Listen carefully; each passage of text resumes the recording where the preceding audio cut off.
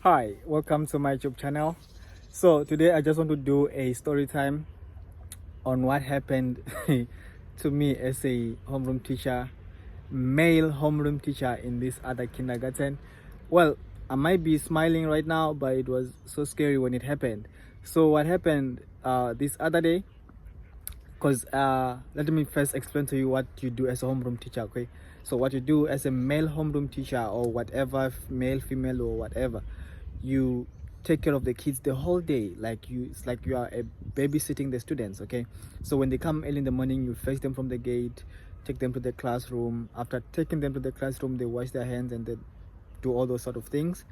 And depending on your school schedule, maybe you can teach them or they can go outside. But in my school, or my former school, is that when kids arrive at the kindergarten, you take them outside before they can start their classes, right? So this one morning, I did take the kids outside to play, right? And I have this thing of spinning my kids. I take them, I hold them by their arms, and then I spin them around. Like I just turn around, bro. Then they get a bit dizzy, and they love it. And they get a bit dizzy a bit, and then they just walk, wobbling, walking right around. So I did that. Well, I used to do that a lot, right? So this one day morning, I was playing with one of my students. It's a female student, right? So she was like, "Oh, Lasha Chris, I want to spin around." I'm like, "No, no, not today. I don't want to spin you around today, right? Because we're outside." And then she became sad, right? And I'm like, "Okay, come here, come here." When she did come, I tried to, turn her around, and then she was wearing. It was winter, and then she was wearing some jackets and everything. So I had to hold her tight so that she doesn't fall, right? Excuse me about that. I have to hold her tight so that she doesn't fall. And in me holding her tight so that she doesn't fall, I pinched her by mistake, like on this side, right? I pinched her by mistake without even me putting my hands inside her. So just grabbing her tight, it made her to have like a swollen skin, right? And then she started, like, she did not cry actually, but she started like touching herself a lot here. And then as a teacher, I have to check what's going on. So I unzipped my jacket, and I'm doing this in front of the cameras, right? Because you cannot do anything as a teacher, whether you're a female or a male teacher. You cannot do anything in the kindergarten when you are not doing it like in the front of the cameras. You have to do it like where there are cameras, where the cameras are facing. So I did that, and then I unzipped her jacket, and then I tried to check. Like I told her, like, remove your thing, I want to see, because I know I cannot touch her, right? I mean, touch her, like touch her skin as a student, like you have to be cautious, right? So she did that, and then, oh, I saw that she was hurt. Then I had to take her to the doctor. In most Chinese kindergartens, well, all the Chinese kindergartens have doctors, right? So I take her to the doctor. She checked her, and then she applied something on her. And then I was teaching her the whole day. Everything was fine, everything was okay with her. She was still coming to me, playing with me and other kids as well. So after I knocked off, let me fast forward. After I knocked off, right, I'm having my dinner, because I don't eat dinner at home. Like I go to restaurants. So I'm having dinner, and then I'm receiving a message from my TA. My TA was like, "Chris, what did you do to this student?" Let me just say student A. "What did you do to student A?" I'm like, "I didn't do anything. What's going on?" She said, "This student said that you touched her, you pinched her skin." I'm like, "What?" It's like, "Yeah, she said you pinched her skin." I'm like, "No, maybe there's a mistake. Like, ask her what really happened. I did not pinch her skin. I was just turning her around in the morning." And then she said her mom said you unzipped her, and then you pinched her skin. I'm like, "No, that's not what happened." So my TA is trying to find out. She's like, "Chris, this is sexual harassment, right?" And I'm like, "Sexual harassment? How?" Because I I did not pinch her skin. I was just turning her around. You can look at the cameras. No, I did not say you can look at the cameras. He said, "Okay, fine. I just want us to be honest. I just want you to be honest with me about this situation." And I'm like, "Listen, what I'm telling you, it's what's the truth." So now, most of the time, if maybe somebody wants you to confess to something that you have not done, or maybe pretending that you have done, they have to like maybe come to you in a threatening way. And she's like to me, we are going to ask the camera people to check the cameras, and it happens that this is what has happened.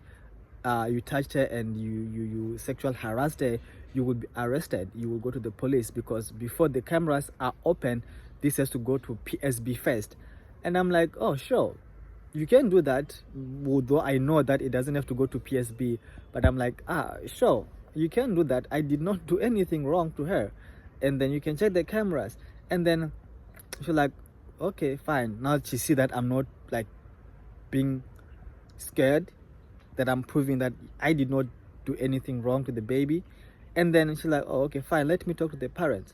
And then she took some time.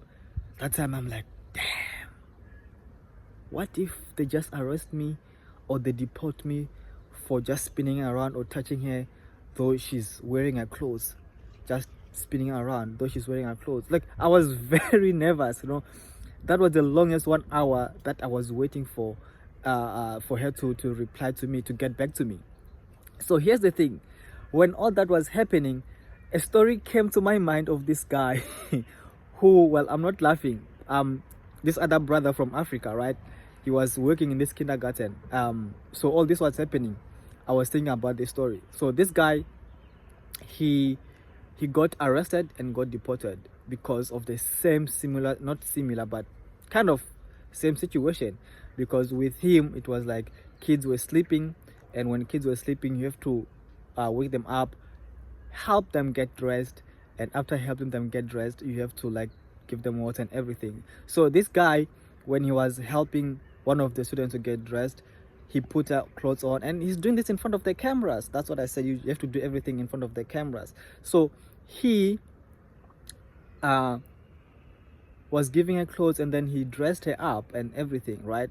So I don't know what happened, if he did touch her private part or not, but when she went home, she said, teacher, what touched her private part. And that's a big issue. That's a big issue. That's one of the things that I don't do, or I never did as a kindergarten teacher. I refused. Like, I'm not dressing the kids, they can dress themselves. That's why I always preferred the K3 kids.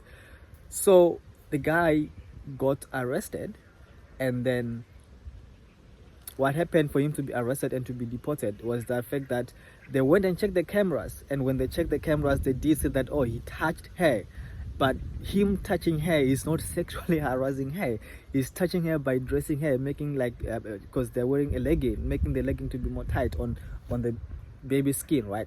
And then just for them seeing that, they arrested him and then they deported him. So in my mind, I'm thinking the same. Shit, I was checking this girl, but I did not touch her skin. And it can be the case with me. I mean, they can say this is sexual harassment. So I was so scared. And then I was waiting for the teacher, hoping and praying that she come with good news and say, oh, the parents are saying what. But also in my mind, I'm like, why would I sexual harass her by touching her skin and stuff like that? Doesn't make sense. Like, why is the parent saying that I sexually harass a kid? And then I called my TA, because she was taking forever to get back to me. I'm like, hey, what is the mother saying? What is the father saying? And then she was like, oh, we are waiting for the co-teacher. The co-teacher is the one that I work with. We are two, like in kindergarten, like as a homeroom teacher, there are two main teachers and one assistant teacher. So it's like, oh, I'm waiting for the Chinese main teacher to get back to me. And I'm like, okay, fine. So I called her again. What is the mother saying? Because I want to find out, like, should I be worried, or should I start packing my clothes, or what, and go back to South Africa? And then she got back to me. She said, oh, Chris, we will talk about this tomorrow. Did I sleep that night? I did not sleep. Like, I'm like, damn, tomorrow I'm going to work, and now I have this stress on my head. I have to go back to work, and I'm stressing about this. The first thing that I did when I got to the school was to go to the TA. What is the mother saying? I was like, oh, Chris, the student said you actually did not sexual harass her. You were just playing with her. There was just miscommunication. And I'm like, what the hell? So you made me stress all the way just because miscommunication. You were not communicating with the parents, like communicating with the parents nicely in a way that they can understand. So I was so stressed that time, and I thought, oh damn, I'm going to jail, I'm getting deported, like I'm getting deported, bye bye ESL teaching job. So from that day I just told myself that that kid, I'm not gonna touch her.